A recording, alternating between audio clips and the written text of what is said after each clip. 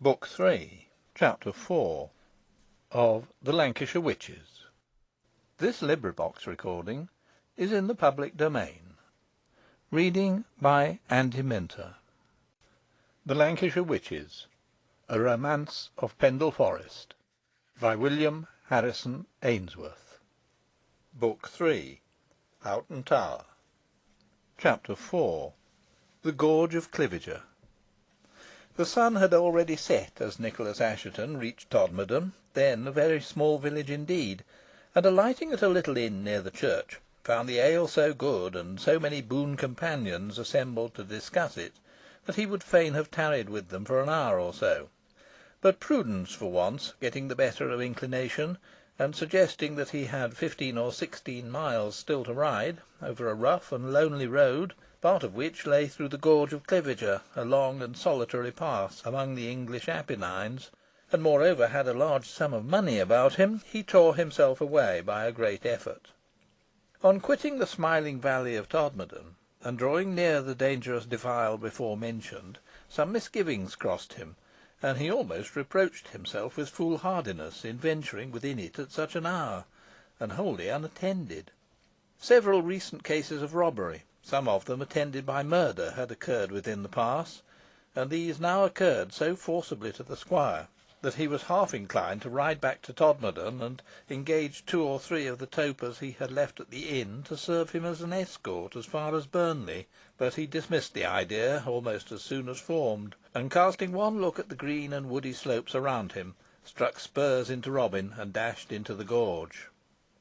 On the right towered a precipice, on the bare crest of which stood a heap of stones, piled like a column, the remains probably of a cairn. On this commanding point Nicholas perceived a female figure, dilated to gigantic proportions against the sky, who, as far as he could distinguish, seemed watching him, and making signs to him, apparently to go back; but he paid little regard to them, and soon afterwards lost sight of her. Precipitous and almost inaccessible rocks, of every variety of form and hue, some springing perpendicularly up like the spire of a church, others running along in broken ridges, or presenting the appearance of high embattled walls, here riven into deep gullies, there opening into wild savage glens, fit spots for robber ambuscade, now presenting a fair smooth surface, now jagged, shattered, shelving, roughened with brushwood, sometimes bleached and hoary, as in the case of the pinnacled crag called the White Kirk, sometimes green with moss, or grey with lichen, sometimes, though but rarely, shaded with timber, as in the approach to the cavern called the Earl's Bower, but generally bold and naked, and sombre in tint as the colours employed by the savage Rosa. Such were the distinguishing features of the Gorge of Cliviger when Nicholas traversed it. Now the high embankments and mighty arches of a railway fill up its recesses and span its gullies. The roar of the engine is heard where the cry of the bird of prey alone resounded, and clouds of steam usurp the place on its crags. Formerly the high cliffs abounded with hawks, the rocks echoed with their yells and screeches, and the spots adjoining their nests resembled, in the words of the historian of the district, Whitaker, little charnel houses for the bones of game. Formerly, also, on some inaccessible point, built the rock eagle, and reared its brood from year to year. The gaunt wolf had once ravaged the glens, and the sly fox and fierce catamountain still harboured within them. Nor were those the only objects of dread. The superstitious declared the gorge was haunted by a frightful hirsute demon, yclept Hobhurst.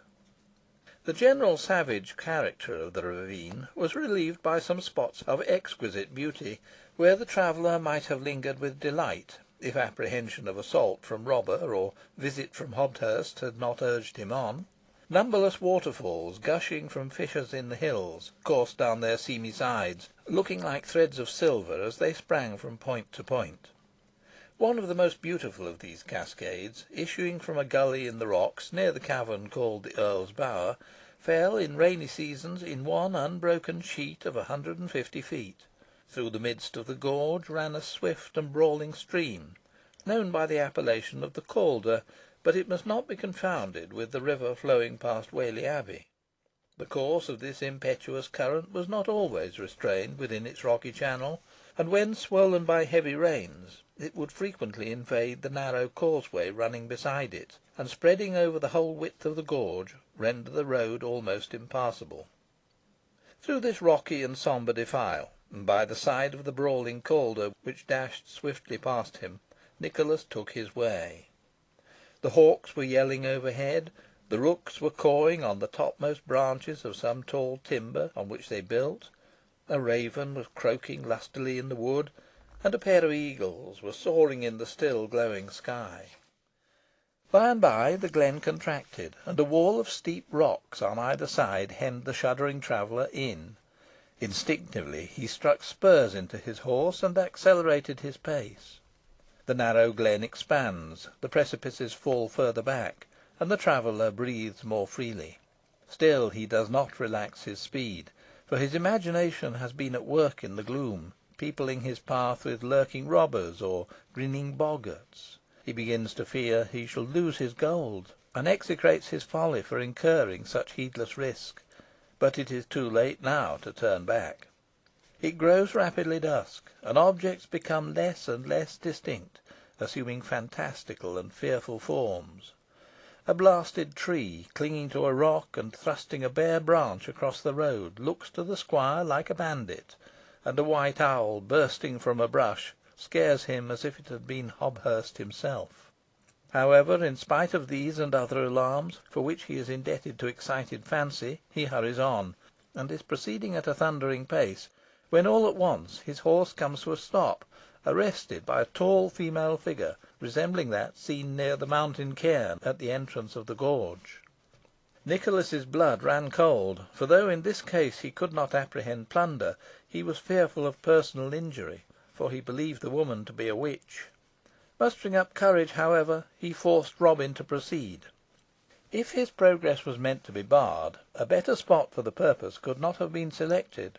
A narrow road, scarcely 2 feet in width, ran round the ledge of a tremendous crag, jutting so far into the glen that it almost met the steep barrier of rocks opposite it.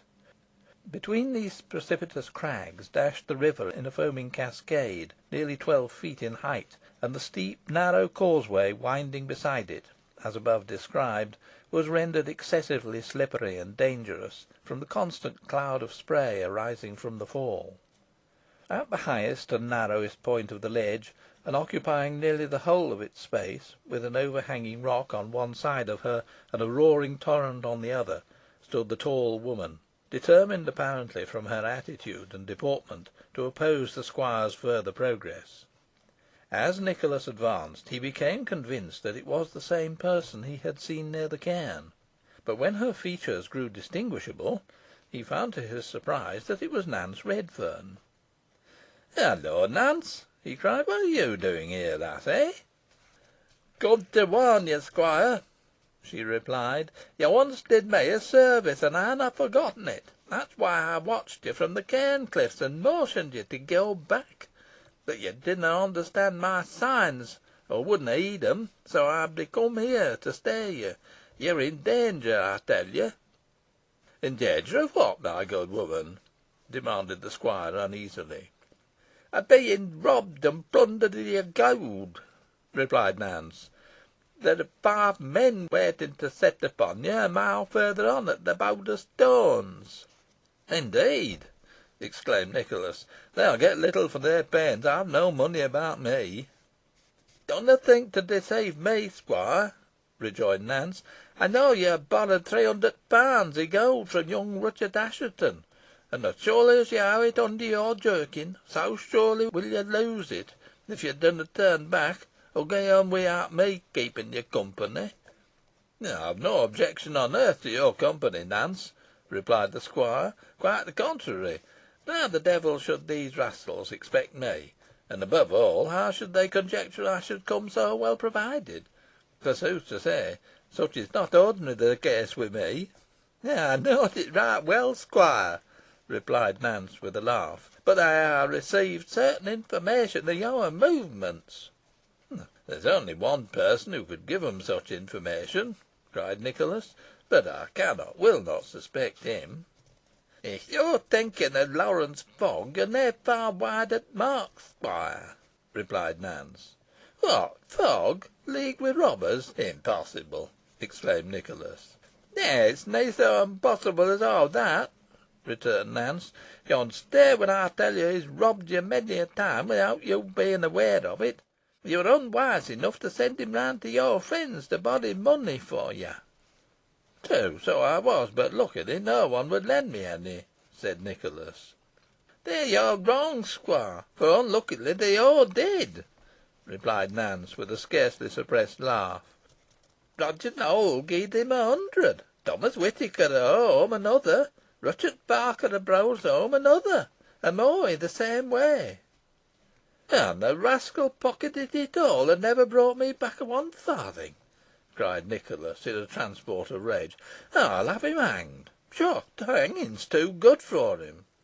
To deceive me, his friend, his benefactor, his patron, in such a manner to dwell in my house, eat at my table, drink my wine, wear my habiliments, ride my horses, hunt with my hounds.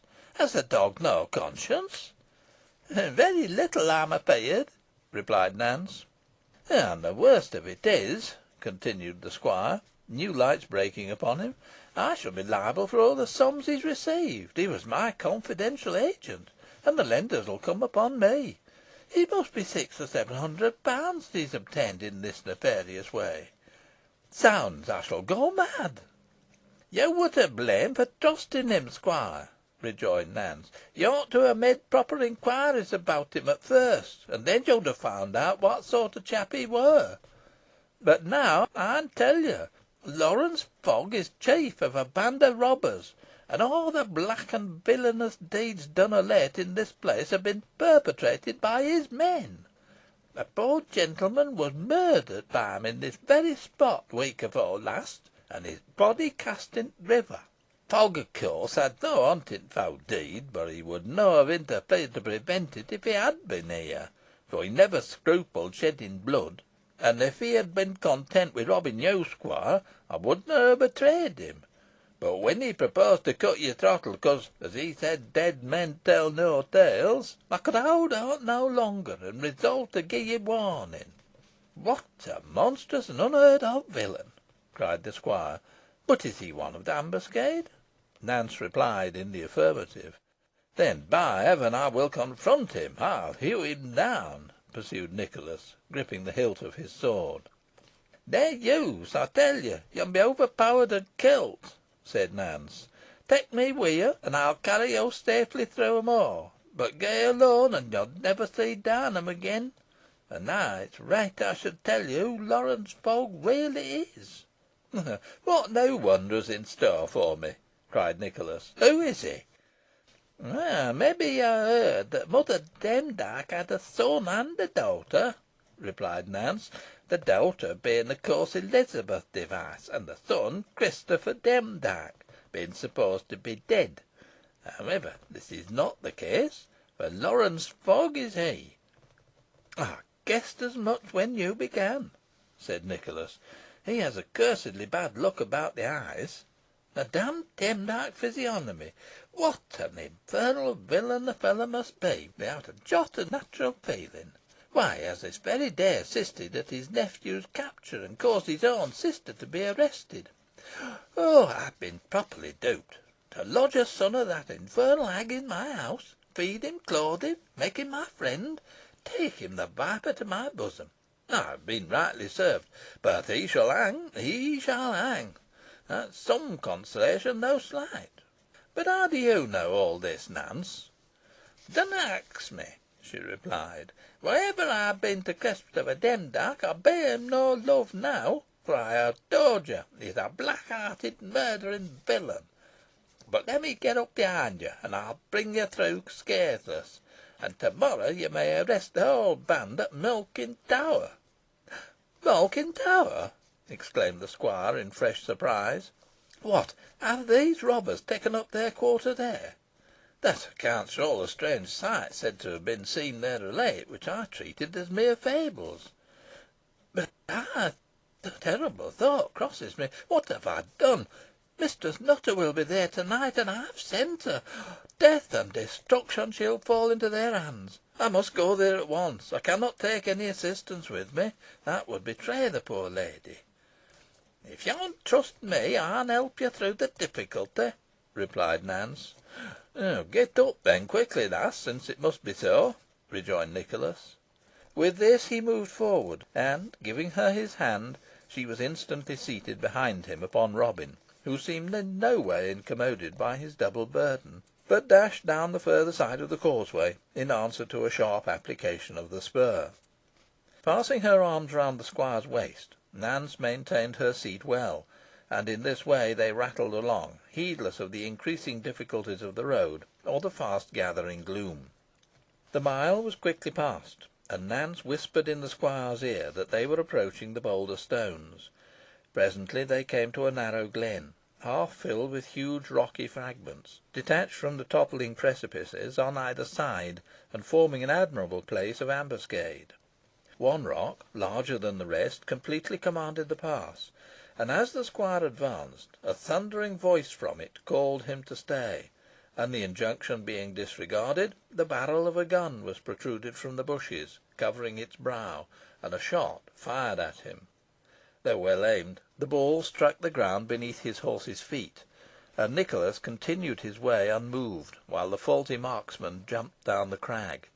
At the same time, four other men started from their places of concealment behind the stones, and, levelling their calivers at the fugitives, fired.